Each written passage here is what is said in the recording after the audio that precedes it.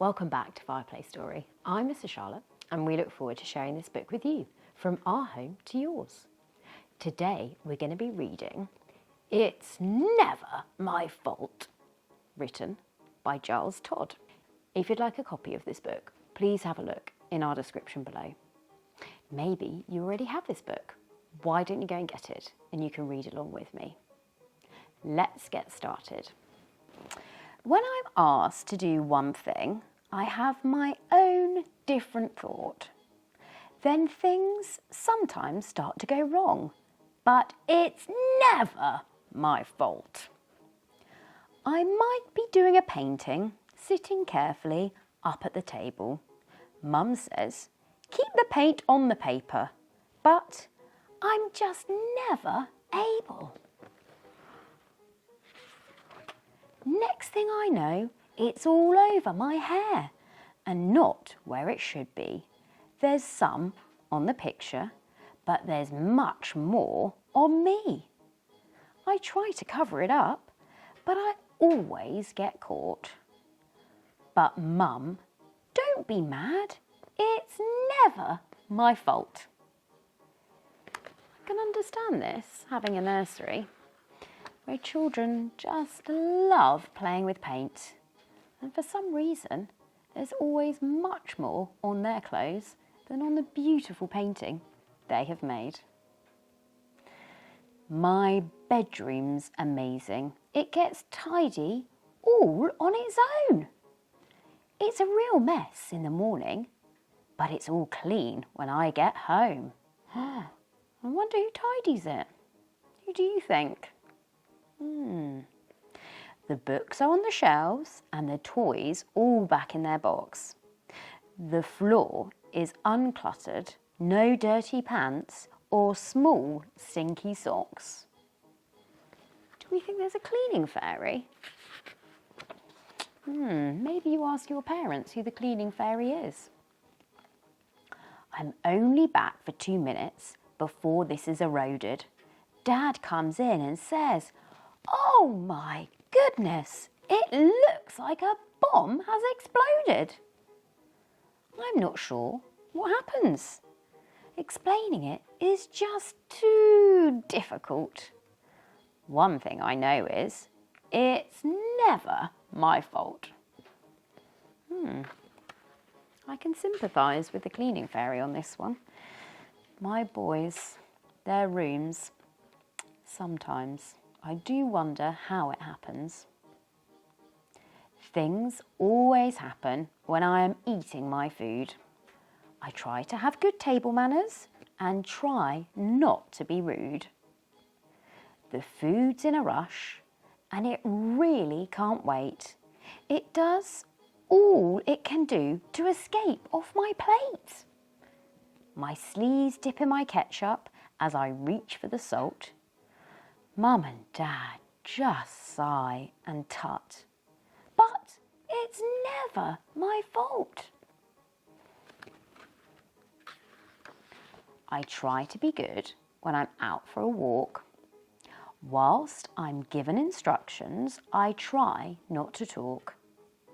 You can paddle in the stream, but no deeper than your welly. The next thing I know, it's up to my belly.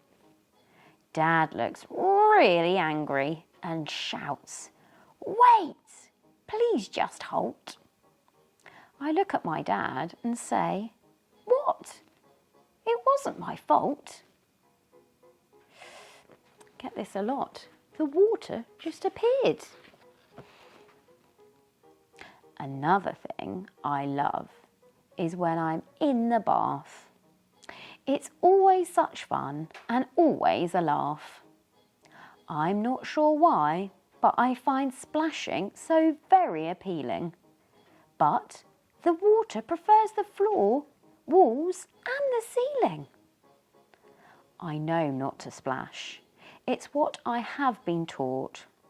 But if the water jumps out, well, that's never my fault.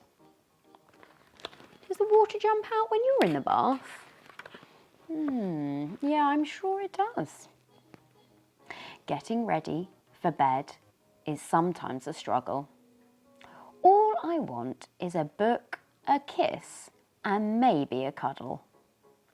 But Mummy and Daddy say, wash your hands and go brush your teeth. I don't really enjoy this.